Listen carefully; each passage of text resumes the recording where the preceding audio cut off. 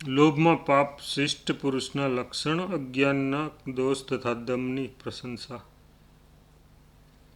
યુધિષ્ઠિરે પૂછ્યું, ભરત શ્રેષ્ઠ, અમે હું એ સાંભળવા ઈચ્છું છું કે પાપનું અધિષ્ઠાન શું છે અને તે શેમાંથી પ્રવૃત્ત થાય છે.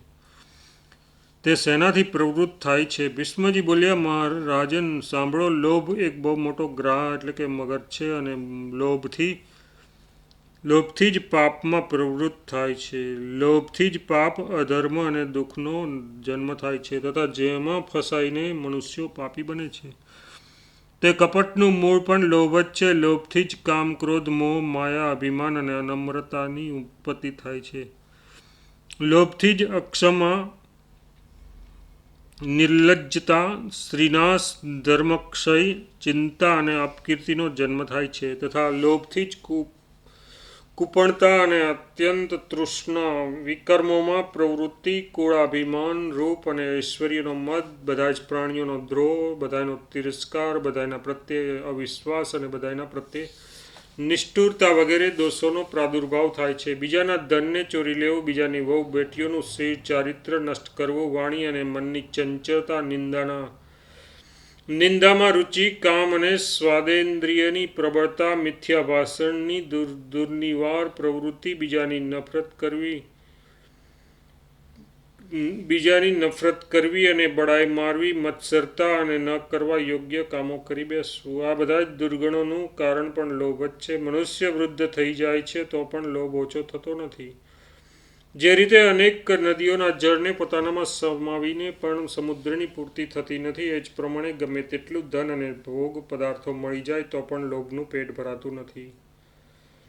રાજન, આના વાસ્તવિક સ્વરૂપને તો દેવતા, ગંધર્વ, અસુર, નાગ તથા સંસારના અન્ય પ્રાણીઓમાંથી કોઈ પણ જાણી શકતું નથી. તેથી સંયમી પુરુષે કોઈ પણ પ્રકારે લોભને જ વશ કરવો જોઈએ. લોભી મનુષ્યમાં દંભ, દ્રોહ, નિંદા, ચાડી અને મત્સર આ બધા જ દોષો હોય છે. બહુશ્રુત માણસો અનેક શાસ્ત્રોને કંઠસ્થ કરી લે છે અને બધી જ પ્રકારની શંકાઓનું પણ સમાધાન કરી શકે છે, પરંતુ આ પાપી એવા લોભની ચુંગલમાં ફસાઈને હંમેશા દુઃખ ભોગવે છે. તેમનામાં દોષ અને ક્રોધની અધિકતા રહે છે. શિષ્ટાચારથી તેઓ છેટા રહી જાય છે. બોલવામાં મીઠા પરંતુ અંદરથી અતિ કઠોર હોય છે. તેમની સ્થિતિ ઘાસ પાંદડાથી ઢાંકેલા કૂવા જેવી હોય છે. તેઓ બહુ શુદ્ર અને ધર્મના નામે દુનિયાને ધોખો આપનારા બની જાય છે. તેઓ અનેક મનમાન્ય માર્ગો ઊભા કરી દે છે અને સત્પુરુષોના સ્થાપિત કરેલા માર્ગ અને ધર્મોનો નાશ કરવા આતુર હોય છે. આ લોભી દુરાત્મા પુરુષોના સંસર્ગના કારણે સમાજના લોકો પણ તેના જેવા જ કુકર્મો કરવા લાગે છે. હવે હું તમને શિષ્ટ પુરુષોનું લક્ષણ કહું છું. તેમને જ તમે તમારી શંકાઓ વિશે પૂછજો. તેમનો સંગ કરવાથી મનુષ્યને પુનર્જન્મ અથવા પરલોકનો ભય રહેતો નથી. આ લોકો અભક્ષ્યનું ભક્ષણ કરતા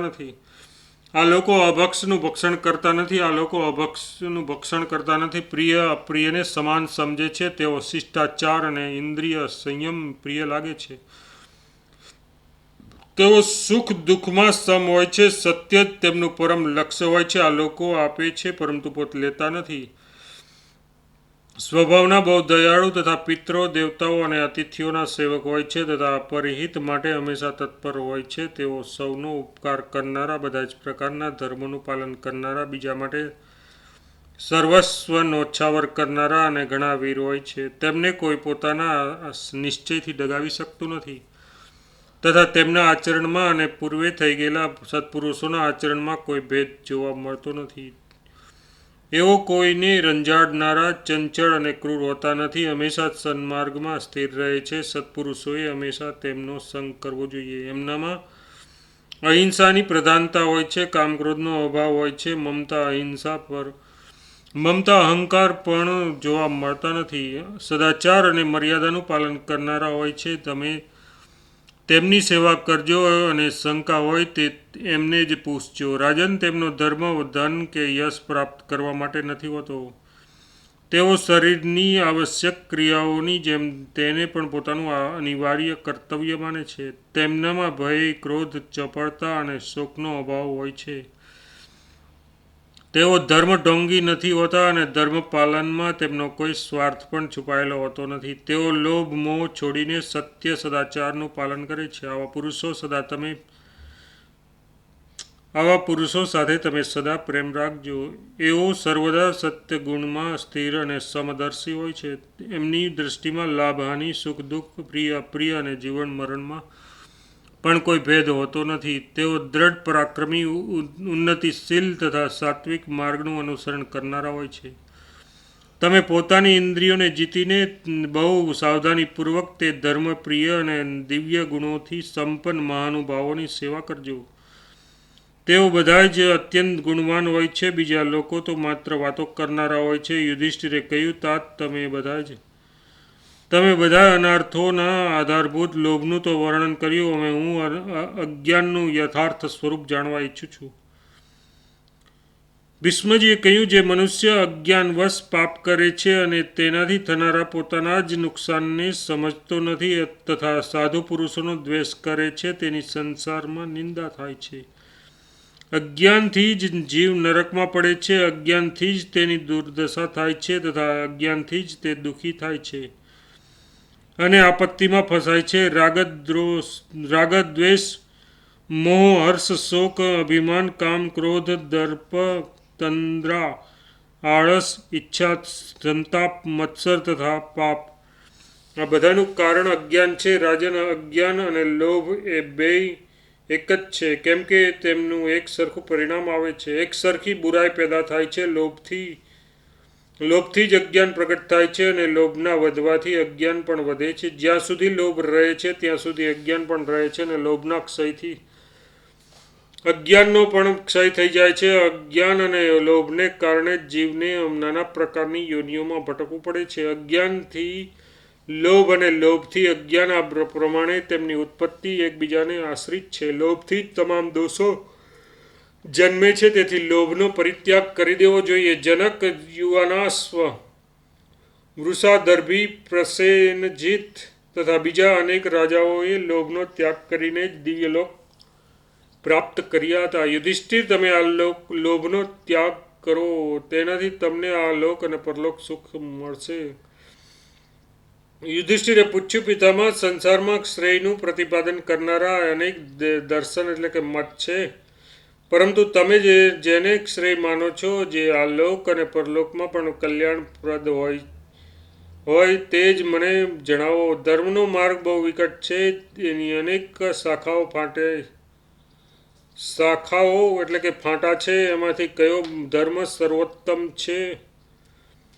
સર્વોત્તમ અવશ્ય પાલન કરવા યોગ્ય માનવામાં આવ્યો છે. આ બધી જ શાખાઓથી યુક્ત આ મહાન ધર્મનું વાસ્તવિક મૂળ શું છે? આ બધી જ વાતો તમે પૂરી રીતે જણાવો.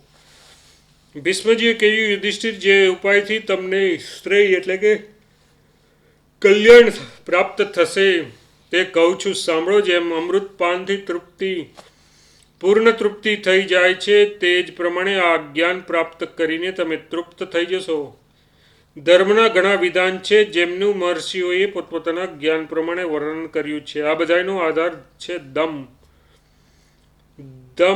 મન અને ઇન્દ્રિયોનો સંયમ. ધાર્મિક સિદ્ધાંતોને જાણનારા વૃદ્ધ પુરુષો દમને મુક્તિનું સાધન કહે છે. ખાસ કરીને બ્રાહ્મણને તો માટે તો દમ જ સનાતન ધર્મ છે. આનાથી તેના શુભ કર્મો સંપૂર્ણપણે સિદ્ધ થાય છે. દમ બ્રાહ્મણને માટે દાન, યજ્ઞ અને સ્વાધ્યાયથી પણ વધીને છે. દમ તેજની વૃદ્ધિ કરે છે. તે બહુ પવિત્ર સાધન છે. દમ વડે પાપ રહિત થયેલો તેજસ્વી પુરુષ પરમ પદને પ્રાપ્ત કરી લે છે. સંસારમાં દમ જેવો બીજો કોઈ ધર્મ મેં સાંભળ્યો નથી. બધા જ ધર્મો એની પ્રશંસા કરે છે. ઇન્દ્રિય સંયમ અને મનો નિગ્રહથી યુક્ત મનુષ્ય લોકમાં અને પરલોકમાં સુખ પામે છે. તેને મહાન ધર્મનું ફળ, જેમની ઇન્દ્રિયો અને મન વશમાં નથી, તેને વારંવાર દુઃખ ભોગવવા પડે છે તથા તે પોતાના દોષોથી બીજા અનેક અનર્થો પેદા કરે છે અને ચારે આશ્રમોમાં દમનું મહત્વ છે.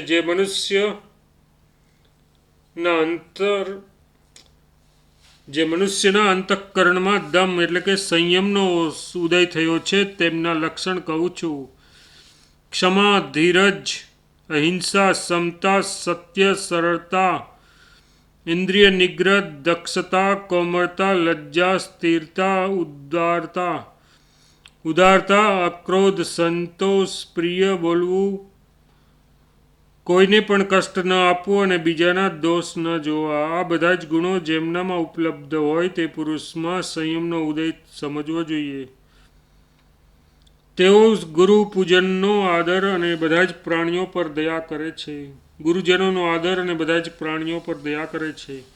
સંયમી મનુષ્ય ચાડી, અસત્ય ભાષણ, બીજાની નિંદા, સ્તુતિ, કામ, ક્રોધ, લોભ, દર્પ, બડાઈ મારવી, ગુસ્સો, ઈર્ષા વગેરે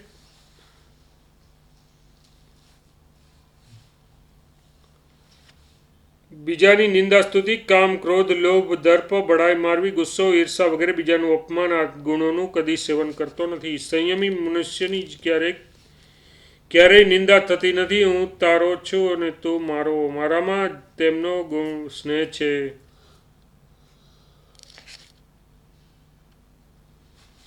મારામાં તેમનો સ્નેહ છે અને એમનામાં મારો. આવા સંબંધોને તો મનમાં રાખતો નથી. જે બીજાની નિંદા પ્રશંસાથી દૂર રહે છે તેની મુક્તિ થઈ જાય છે. તે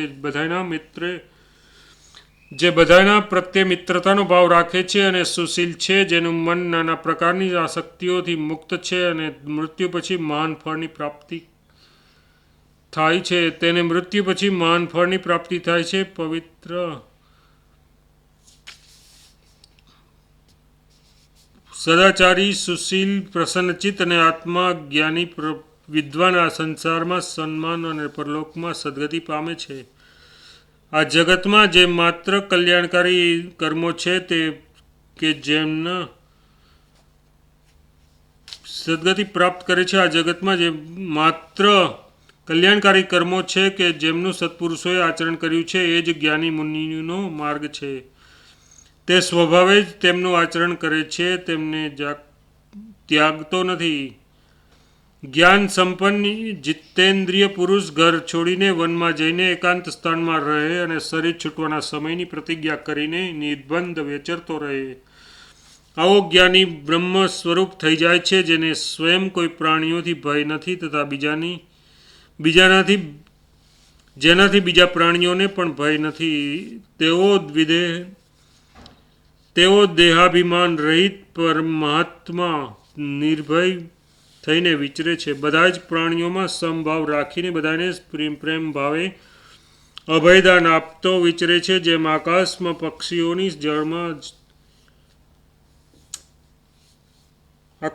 પક્ષીઓની અને જળમાં જળચર જીવોની ગતિ જોઈ શકાતી નથી અને તે પ્રમાણે જ્ઞાનીઓની ગતિ પણ જાણી શકાતી નથી. જે ઘરબાર છોડીને મોક્ષની માટે પ્રયત્ન કરે છે, દિવ્ય લોકને પ્રાપ્ત કરે છે, પર બ્રહ્મથી ઉત્પન્ન થયેલા પિતામહનું જે ઉત્તમ ધામ છે તે મન અને ઇન્દ્રિયોના સંયમથી પ્રાપ્ત થાય છે. જેનો કોઈ પણ પ્રાણી સાથે વિરોધ નથી. જે જ્ઞાન સ્વરૂપ આત્મામાં રમણ કરે છે તેવા જ્ઞાનીને પુનઃજન્મનો ભય રહેતો નથી. પછી એને પરલોકની તો ચિંતા જ હોય જ શા માટે? સંશયમાં એક જ દોષ છે, બીજો નહીં, અને તે છે ક્ષમાશીલ હોવાના કારણે લોકો તેને નિર્બળ બનાવવા માગે છે, પરંતુ એનામાં ગુણ બહુ મોટો છે. ક્ષમા ધારણ કરવાથી મનુષ્યમાં સહનશક્તિ આવે છે. સંયમી પુરુષે વનમાં જવાની આવશ્યકતા નથી અને અસંયમીને વનમાં રહેવામાંથી કોઈ લાભ નથી.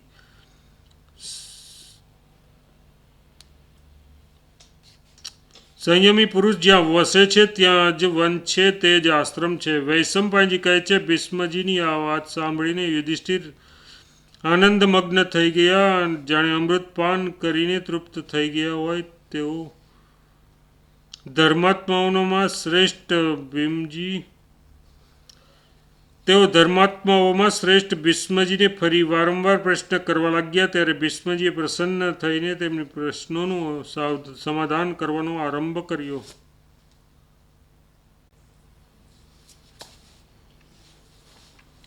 તપ અને સત્યનો મહિમા, ક્રોધ, કામ વગેરે દોષોનું વર્ણન તથા ક્રૂર પુરુષના લક્ષણ. ભીષ્મજી બોલ્યા, વિદ્વાન પુરુષો કહે છે કે આ સંપૂર્ણ જગતનું મૂળ કારણ તપ છે. જે મૂર્ખ માણસે ક્યારેય તપ કર્યું નથી તેને પોતાના કર્મોમાં સફળતા મળતી નથી. પ્રજાપતિએ તપથી જ સંપૂર્ણ જગતની રચના કરી છે તથા ઋષિઓએ તપ દ્વારા જ વેદોનું જ્ઞાન પ્રાપ્ત કર્યું છે. વિધાતાએ જેટલા ફળ મૂળ છે તેમને તથા અન્નને પણ તપ દ્વારા જ ઉત્પન્ન કર્યું છે. તપથી સિદ્ધ થયેલા મહાપુરુષો ત્રણેય લોકને પ્રત્યક્ષ જુએ છે. પ્રત્યક્ષ સાધનાનું મૂળ તપસ્યા જ છે. સંસારમાં જે દુર્લભ વસ્તુ છે તે પણ તપસ્યાથી સુલભ થઈ જાય છે. શરાબી, ચોર, ભ્રૂણ હત્યારો અને ગુરુપત્ની સાથે સમાગમ કરનાર પાપી મનુષ્ય પણ દ્રઢ તપસ્યા કરીને પાપથી છુટકારો પામી શકે છે. તપસ્યાના અનેક સ્વરૂપ છે, પરંતુ તેમાં નિરાહાર રહેવાથી ચડિયાતું કોઈ પણ તપ નથી. દાનથી વધીને કોઈ ધર્મ નથી. માતાની સેવાથી મોટો કોઈ આશ્રમ નથી. ત્રણ વેદોના જ્ઞાતાની વધીને કોઈ મનુષ્ય નથી અને ત્રણ વેદોના જ્ઞાતાથી વધીને કોઈ મનુષ્ય નથી અને સંન્યાસ તો મહાન તપ છે. ઋષિ, પિત્તર, દેવતા, મનુષ્ય તથા બીજા જે ચરાચર જીવ છે તે બધા જ તપસ્યામાં જ લાગેલા રહે છે. તપસ્યાથી બધાને સિદ્ધિ મળે છે. દેવતાઓને પણ તપસ્યાથી જ આટલી મોટી સિદ્ધિ મળી છે. યુધિષ્ઠિરે પૂછ્યું, દાદાજી, બ્રાહ્મણ, ઋષિ, પિત્તર અને દેવતા આ બધા જ સત્ય બોલવા રૂપી ધર્મની પ્રશંસા કરે છે. તેથી હવે હું એ સાંભળવા ઈચ્છું છું કે સત્ય શું છે, એનું લક્ષણ શું છે, તેની પ્રાપ્તિ કઈ રીતે થાય છે તથા સત્યનું પાલન કરવાથી શો લાભ થાય છે. ભીષ્મજીએ કહ્યું, યુધિષ્ઠિર, સત્પુરુષો સદા સત્યરૂપી ધર્મનું પાલન કરે છે. સત્ય સનાતન ધર્મ છે. સત્યને જ આદર આપવો જોઈએ, કેમ કે સત્ય જીવની પરમ ગતિ છે. સત્ય ધર્મ, તપ, યોગ અને સનાતન બ્રહ્મ છે. સત્ય જ પરમ યજ્ઞ છે.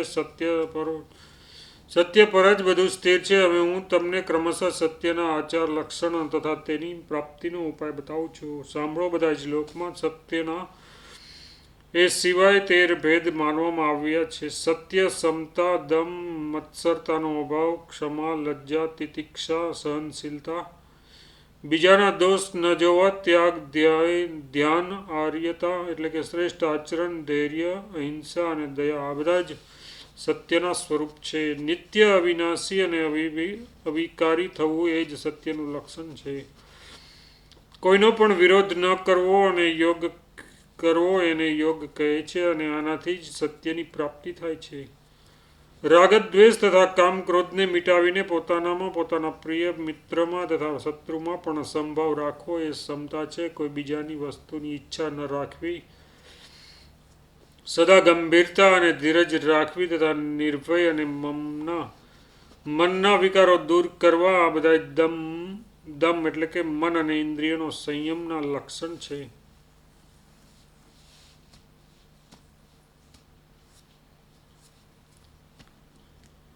આની પ્રાપ્તિ જ્ઞાન વડે થાય છે. દાન અને ધર્મના આચરણમાં પોતાના મનને વશ રાખવું જોઈએ. એને વિદ્વાનો મત્સરતાનો અભાવ કહે છે. હંમેશા સત્યનું પાલન કરવાથી જ મનુષ્ય મત્સરતાનો ત્યાગ કરી શકે છે. સહેવા અને ન સહેવા યોગ્ય, પ્રિય અને અપ્રિય વચનો સાંભળીને પણ જે ક્ષમા કરી દે છે તેને અસત્પુરુષો માનવામાં આવે છે. સત્ય બોલનારમાં જ ક્ષમાનો ગુણ આવે છે. જે બુદ્ધિમાન સારી રીતે બીજાનું કલ્યાણ કરે છે અને મનમાં કદી ખેદ રાખતો નથી, જેના મન, વાણી સદા શાંત રહે છે તે લજ્જાવાન કહેવાય છે. લજ્જાનો ગુણ પણ ધર્માચરણથી જ આવે છે અને ધર્મને માટે કષ્ટ સહેવું એ તિતિક્ષા છે. લોકોની સામે આદર્શ મૂકવા માટે આનું પાલન અવશ્ય કરવું જોઈએ. તિતિક્ષા ધૈર્યથી આવે છે. આસક્તિ અને વિષયોનો જે ત્યાગ છે તે જ વાસ્તવિક ત્યાગ છે. રાગદ્વેષથી મુક્ત થયા વિના ત્યાગ સિદ્ધ થતો નથી. જે મનુષ્ય ગુપ્ત રૂપે આસક્તિ રહિત થઈને પ્રયત્નપૂર્વક પ્રાણી માત્રના હિતમાં કાર્ય કરતો રહે તેના તે શ્રેષ્ઠ આચરણનું નામ જ આર્યતા છે. સુખ કે દુઃખ પ્રાપ્ત થતા મનમાં વિકાર ન થવો એને ધૈર્ય કહે છે. જે પોતાની ઉન્નતિ ચાહનાર બુદ્ધિમાને ધૈર્ય ધારણ કરવું જોઈએ. હંમેશા ક્ષમા કરવી, સત્ય બોલવું તથા હર્ષ, ભય અને ક્રોધનો પરિત્યાગ કરવો, આવા આચરણથી ધૈર્ય પ્રાપ્ત થાય છે. મન, વાણી તથા ક્રિયાથી કોઈ પણ પ્રાણીનો દ્રોહ ન કરવો, આ અહિંસા છે. બધા પર અનુગ્રહ કરવો, આ દયા છે. તથા દાન આપવું આ મનુષ્યનો સનાતન ધર્મ છે. આ પ્રમાણે વર્ણવવામાં આવેલા જુદા જુદા ધર્મો સત્ય સ્વરૂપ છે. એમના દ્વારા મનુષ્યો સત્યનું સેવન કરીને સત્યને જ દ્રઢ કરે છે. રાજન, સત્યમાં અપાર ગુણો છે. તેથી બ્રાહ્મણો, પિતરો અને દેવતાઓ પણ સત્યની પ્રશંસા કરે છે. સત્યથી વધીને કોઈ ધર્મ નથી અને જૂઠથી મોટું કોઈ પાપ નથી. સત્ય જ ધર્મનો આધાર છે. તેથી સત્યનો લોપ કરવો ન જોઈએ. સત્યથી દાનનું, દક્ષિણાઓ સાથેના યજ્ઞનું, ત્રિવિધ યજ્ઞોમાં હવન કરવાનું અને ધર્મના નિર્ણાયક વેદોના સ્વાધ્યાયનું પણ ફળ મળે છે. જો એક બાજુ 1000 અશ્વમેઘ યજ્ઞનું અને બીજી બાજુ સત્યનું ફળ ત્રાજવા પર રાખીને તોલવામાં આવે તો 1000 અશ્વમેઘ યજ્ઞોની અપેક્ષાએ સત્યનું ફળ જ વધી જશે. યુધિષ્ઠિરે કહ્યું, પિતામાં ક્રોધ, કામ, શોક, મોહ, વિદિત્સા એટલે કે નવા નવા કાર્યોનો આરંભ કરવાની ઈચ્છા, પરાસુતા એટલે કે કર્મમાં કઠોરતા, લોભ, માત્સર્ય, ઈર્ષા, નિંદા, દોષ દ્રષ્ટિ, ક્રૂરતા, ભય, આ દોષોનું કારણ શું છે? આ સ્પષ્ટ રીતે સમજાવવાની કૃપા કરો.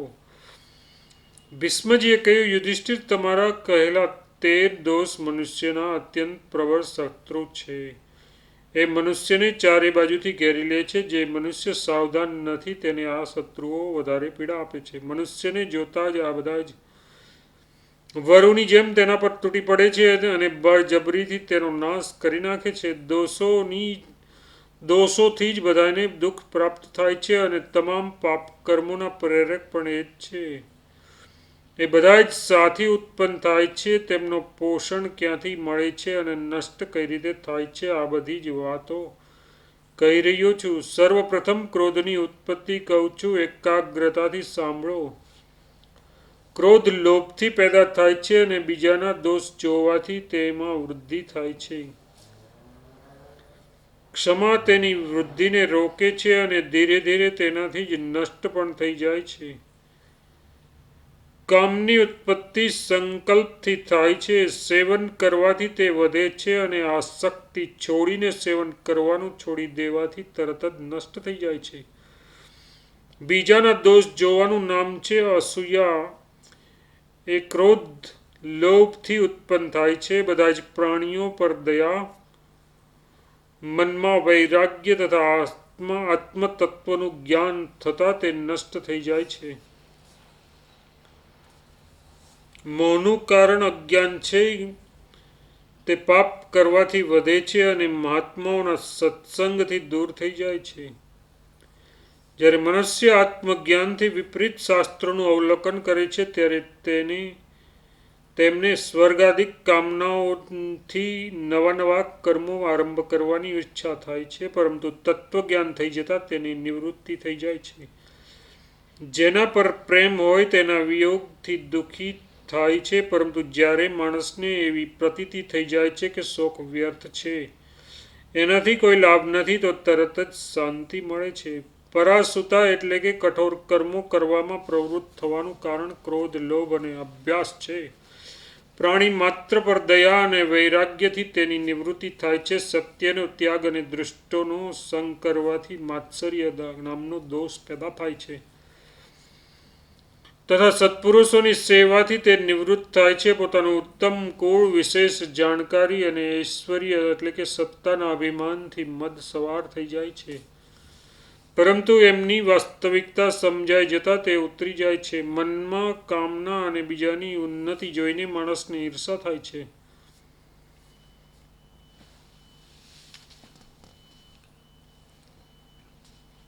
વિવેકશીલ બુદ્ધિથી તેનો નાશ થાય છે.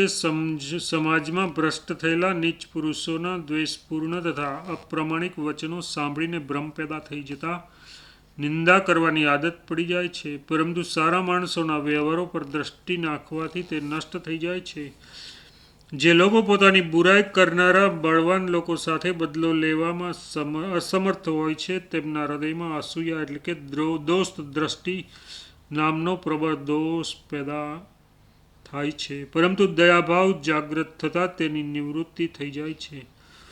સતત કૂપણ માણસોના સહવાસથી તે દોષ આપણામાં પણ આવી જાય છે. પરંતુ માણસ જ્યારે ધર્મનું આચરણ કરીને તેના દોષને સમજી લે છે, ત્યારે તે આપમેળે શાંત થઈ જાય છે. માણસોની ભોગોમાં જે આસક્તિ છે તે અજ્ઞાનને કારણે જ છે. ભોગોની ક્ષણભંગુરતા જોવાથી અને જાણવાથી તેની નિવૃત્તિ થઈ જાય છે. શાંતિ ધારણ કરવાથી ઉપરોક્ત તમામ દોષોને જીતી શકાય છે. ધૃતરાષ્ટ્રના પુત્રોમાં પૂરેપૂરા 13 દોષો હતા અને તમે સત્યનો આશ્રય લેવા ચાહો છો, તેથી શ્રેષ્ઠ પુરુષોની સેવા કરીને તમે આ બધા જ દોષો પર વિજય પ્રાપ્ત કરી લીધો છે. યુધિષ્ઠિરે કહ્યું, પિતામહ, સાધુ પુરુષોના દર્શન અને સેવનથી હું એ વાતને જાણું છું કે કોમળતાપૂર્વક વ્યવહાર કઈ રીતે કરી શકાય.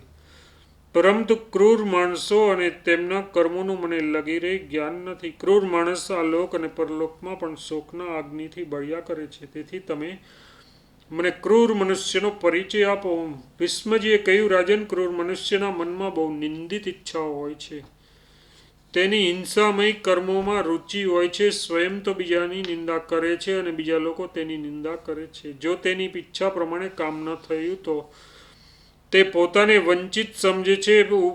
આપેલા દાનના વારંવાર વખાણ કરે છે તથા બેઈમાની, નીચતા, ધોખાબાજી અને શઠતા કરવામાં ક્યારેય ચૂકતો નથી. ભોગ્ય પદાર્થોને એકલો જ ભોગવે છે. તે તેના આશ્રિતોને આપતો નથી. તે અભિમાની અને વિષયાસક્ત હોય છે. સ્વાર્થ પોતાની બડાઈઓ હાંક્યા કરે છે. વ્યર્થ પોતાની બડાઈઓ હાંક્યા કરે છે. બધાના પ્રત્યે શંકાશીલ હોય છે અને બધાની ઉપેક્ષા કર્યા કરે છે. પોતાની ટોળીના લોકોની પ્રશંસા કરે છે અને દ્વેષથી પ્રેરાઈને આશ્રમો પર લાંછન લગાડ્યા કરે છે. તેનામાં વર્ણસંકરતાનો દોષ હોય છે. ક્રૂરકર્મી માણસ સદા હિંસા માટે ફરતો રહે છે. તે ગુણ અવગુણને સમાન સમજે છે. અસત્ય વધારે બોલે છે અને બહુ લાલચુ અને કૂપણ હોય છે. તે ધર્માત્મા અને ગુણવાનોને પણ પાપી સમજે છે અને તે કોઈના પર વિશ્વાસ કરતો નથી. જ્યાં બીજાની બદનામી થતી હોય ત્યાં તેમના ગુપ્ત દોષોને પણ પ્રગટ કરી દે છે. પોતાના તથા બીજાના અપરાધ સરખા હોવા છતાં પણ તે આજીવિકા માટે બીજાનો જ સર્વનાશ કરે છે. જે તેનો ઉપકાર કરે છે તેને તે પોતાની જાળમાં ફસાયેલો સમજે છે અને ઉપકારીને પણ ક્યારેક ધન આપી દે છે તો તેના માટે ભારે પશ્ચાતાપ કરે છે. જે મનુષ્ય બીજાની સામે ઉત્તમ ભોજન એકલો જ ઝાપટી જાય છે તેને પણ ક્રૂર જ સમજવો જોઈએ. જે મનુષ્ય બ્રાહ્મણને આપીને પછી પોતાના ભાઈબંધુઓ સાથે ભોજન કરે છે તે આ લોકમાં સુખી થાય છે અને શરીર છોડ્યા બાદ સ્વર્ગમાં જાય છે. યુધિષ્ઠિર, તમારા પૂછ્યા પ્રમાણે આ ક્રૂર માણસના લક્ષણ કયા છે? સમજુ માણસે આ ક્રૂર માણસોથી હંમેશા બચીને રહેવું. પાપ અને પ્રાયશ્ચિત. ભીષ્મજીએ કહ્યું, રાજન, સંપૂર્ણ વેદ ઉપનિષદોનો પારંગત વિદ્વાન બ્રાહ્મણ જો યજ્ઞ કરતો હોય અને તેનું ધન ચોરો લૂંટી ગયા હોય અથવા તે નિર્ધન હોય તો રાજાનું કર્તવ્ય છે કે તેને આચાર્યને દક્ષિણા આપવા, પિતૃનું શ્રાદ્ધ કરવા તથા અધ્યયન કરવા માટે ધન આપે. વેદવેતા બ્રાહ્મણ રાજાની આગળ પોતાના મહત્વનું વર્ણન કરે. બ્રાહ્મણ આ જગતનો કર્તા, શાસક, રક્ષક અને દેવતા છે. તેથી તેના પ્રત્યે અમંગળ સૂચક અને અપ્રિય વચન બોલવા નહીં. ક્ષત્રિય પોતાના બાહુબળથી અને બ્રાહ્મણ મંત્ર તથા હવનની શક્તિથી આપત્તિના સમયે પોતાની રક્ષા કરે છે. કન્યા, યુવતી, મંત્ર ન જાણનારા, મૂર્ખ અને સંસ્કારહીન પુરુષ આ બધા જ અગ્નિમાં હવન કરવાના અધિકારી નથી. આ લોકો જેના યજ્ઞમાં હવન કરે છે તેની સાથે પોતે પણ નરકમાં પડે છે. મનુષ્ય જે કાંઈ પુણ્યકર્મ કરે તેને શ્રદ્ધાથી અને સંયમી થઈને કરે. યજ્ઞની પૂરી દક્ષિણા આપ્યા વિના યજ્ઞ ન કરવો.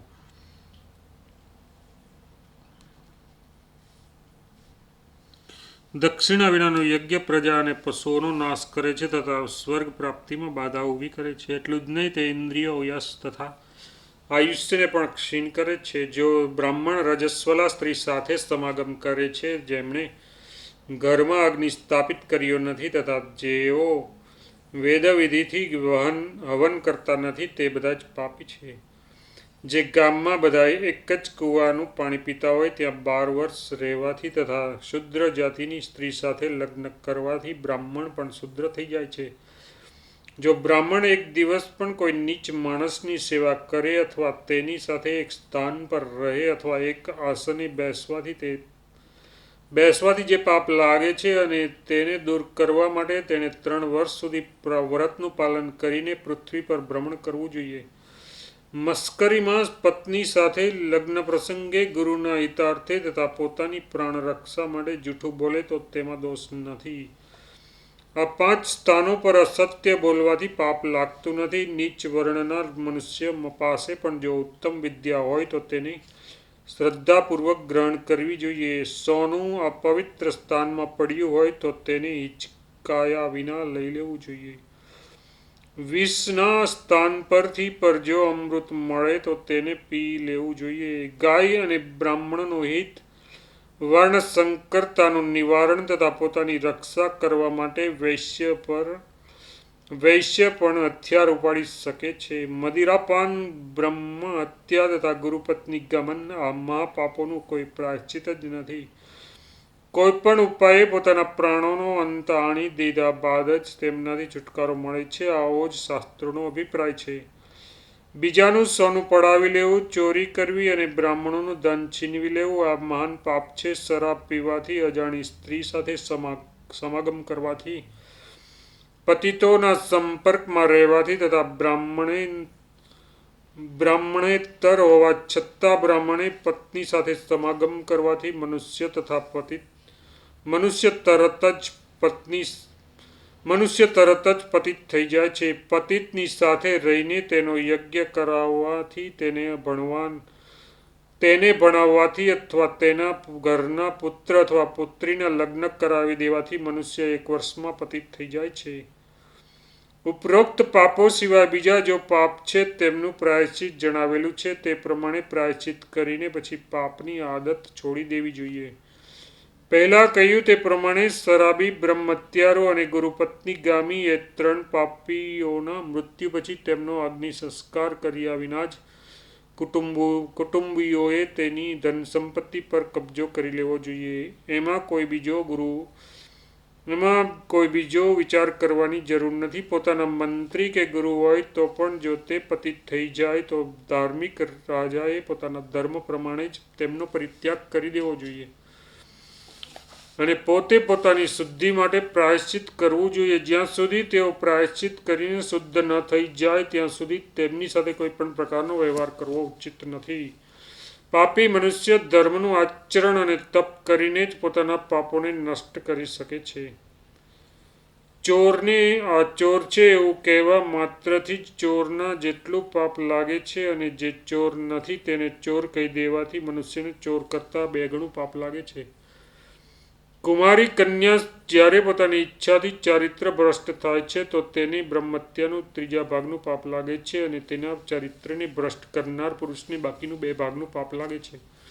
બ્રાહ્મણને ગાળો દેવાથી અને તેને પટકીને મારવાથી ભારે પાપ લાગે છે. 100 વર્ષ સુધી તેને પ્રેતની જેમ ભટકવું પડે છે અને 1000 વર્ષ સુધી નરકમાં રહેવું પડે છે. તેથી બ્રાહ્મણને ન ગાળ આપવી કે ન તેને મારવો. બ્રાહ્મણના શરીરમાં ઘા થઈ જતાં જ એમાંથી નીકળેલા લોહીથી ધૂળના જેટલા કણ ભીંજાય છે તેટલા વર્ષો સુધી તેને મારનારને નરકમાં પડવું પડે છે. ભ્રૂણ હત્યા કરનાર જો યુદ્ધમાં શસ્ત્રોના પ્રહારથી મરી જાય અથવા બળતા અગ્નિમાં પોતાના શરીરને હોમી દે તો તે પાપમુક્ત થઈ શકે છે. મદિરા પાન કરનાર મનુષ્ય જો મદિરાને ખૂબ ગરમ કરીને પી લે અને તેનું મોં બળી જવાના કારણે તે મરી જાય તો તેના પાપથી મુક્ત થઈ જાય છે. ગુરુપત્ની સાથે સમાગમ કરનાર પાપી જો સ્ત્રીના આકારની લોઢાની પ્રતિમા બનાવડાવીને તેની અગ્નિમાં તપાવી અને એનું આલિંગન કરીને પ્રાણ આપી દે તો તેની શુદ્ધિ થાય છે. બ્રહ્મહત્યા કરનાર મનુષ્ય તે મરેલા બ્રાહ્મણની ખોપરી લઈને પોતાના પાપકર્મ લોકોને કહેતો ફરે અને 12 વર્ષ સુધી બ્રહ્મચર્યનું પાલન કરતો રહીને સવાર, સાંજ અને મધ્યાહન સમયે 3 સમય સ્નાન અને તપ કરે તો તેનાથી તેને શુદ્ધિ થઈ જાય છે. આ જ પ્રમાણે જે જાણી જોઈને ગર્ભવતી સ્ત્રીની હત્યા કરે છે અને તેને 2 બ્રહ્મ હત્યારાઓનું પાપ લાગે છે. મદિરા પીનારો મનુષ્ય મિતાહારી અને બ્રહ્મચર્ય પાળીને પૃથ્વી પર શયન કરે, 3 વર્ષ અથવા તેનાથી વધુ સમય અગ્નિષ્ટોમ યજ્ઞ કરે, ત્યાર પછી 1000 બળદ અથવા એટલી જ ગાયો બ્રાહ્મણને દાનમાં આપે તો તે શુદ્ધ થઈ જાય છે. વૈશ્યની હત્યા કરી નાખવાથી 2 વર્ષ સુધી ઉપરના નિયમો પ્રમાણે રહીને બ્રાહ્મણને 100 બળદ અથવા 100 ગાયોનું દાન કરે. શૂદ્રની હત્યા કરનાર મનુષ્ય ઉપરના નિયમોનું 1 વર્ષ સુધી પાલન કરીને 1 બળદ અને 1 ગાયનું બ્રાહ્મણને દાન આપે. કૂતરા, સુવર અને ગધેડાની હત્યા કરનાર મનુષ્ય પણ શૂદ્રની હત્યાના જેવું જ પ્રાયશ્ચિત કરવું. બિલાડી, મોર, દેડકું, કાગડો, સાપ અને ઉંદર મારવાથી પણ પશુ હત્યા જેટલું પાપ લાગે છે. હવે બીજા પ્રાયશ્ચિત કહું છું. અજાણ્યે કીડા, મકોડા વગેરે નાના જીવોનો વધ થઈ જાય તો તેના માટે પસ્તાવો કરવો. બીજા ઉપપાતકોમાંથી દરેકના માટે 1 વર્ષ સુધી વ્રતનું પાલન કરવું જોઈએ. ક્ષોત્રિય એટલે કે વેદાભ્યાસીની સ્ત્રી સાથે વ્યભિચાર કરવાથી 3 વર્ષ સુધી અને અન્ય પરસ્ત્રીઓ સાથે સંપર્ક થવાથી 2 વર્ષ સુધી બ્રહ્મચર્ય વ્રતનું પાલન કરીને દિવસના ચોથા પહોરમાં 1 વાર ભોજન કરવું. પરાઈ સ્ત્રીની સાથે રહેવા, ઉઠવા, બેસવા અથવા ભ્રમણ કરવાથી 3 દિવસ માત્ર જળ પીને ઉપવાસ કરવા. અગ્નિમાં અપવિત્ર પદાર્થો નાખીને તેની ઉપેક્ષા કરનાર મનુષ્ય માટે આ જ પ્રાયશ્ચિત છે. જે કારણ વિના જ માતા પિતા અને ગુરુનો પરિત્યાગ કરે છે તે પતિત થઈ જાય છે. આ જ ધર્મશાસ્ત્રોનો નિર્ણય છે. જો પત્નીએ વ્યભિચાર કર્યો હોય અને ખાસ કરીને તે આવા કામમાં પકડાઈ ગઈ હોય તો તેને માત્ર અન્ન વસ્ત્ર આપવા અને પરાઈ સ્ત્રી સાથે વ્યભિચાર કરનાર પુરુષ માટે જે વ્રતરૂપી પ્રાયશ્ચિત છે તે તેને કરવું જોઈએ. જે પોતાના શ્રેષ્ઠ પતિને છોડીને બીજા કોઈ પાપી સાથે સમાગમ કરે છે તે કુલટાને મોટા મેદાનમાં ઊભી રાખીને રાજા કૂતરાઓ પાસે કરડાવે. એ જ પ્રમાણે વ્યભિચારી પુરુષને લોઢાના તપાવેલા ખાટલા પર સુવડાવી ઉપર લાકડા મૂકીને બાળી નાખે. પતિની ઉપેક્ષા કરીને પરપુરુષ સાથે વ્યભિચાર કરનારી સ્ત્રીઓ માટે પણ આ જ દંડ છે. જો પાપ કર્યા પછી 1 વર્ષ સુધી પ્રાયશ્ચિતાપ કરતો નથી તો પછી તેને બમણું પ્રાયશ્ચિત કરવું જોઈએ. તેના સંસર્ગમાં જો કોઈ 2 વર્ષ સુધી રહે તો તે મનુષ્ય 3 વર્ષ સુધી પૃથ્વી પર ભ્રમણ કરવું અને મુનિઓ જેવા વ્રતનું પાલન કરીને ભિક્ષાથી નિર્વાહ કરવો જોઈએ. 4 વર્ષ સુધી તેના સહવાસમાં રહેનારને 5 વર્ષ સુધી ઉપર પ્રમાણે પ્રાયશ્ચિત કરવું. જો મોટા ભાગના લગ્ન થતા પહેલા અધર્મપૂર્વક નાનો ભાઈ પોતાનું લગ્ન કરી લે તો તેને પરિવત્તા કહે છે.